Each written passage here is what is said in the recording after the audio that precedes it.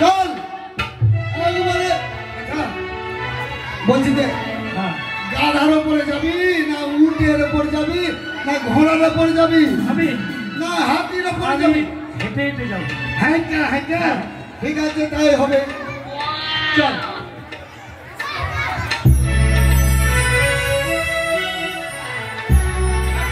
হ্যাঁ ভাই চলো।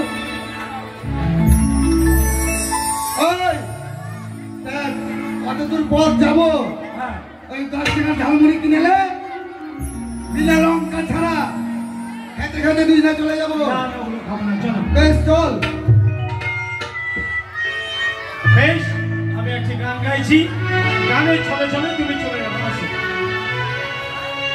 আজ মধুর বাজে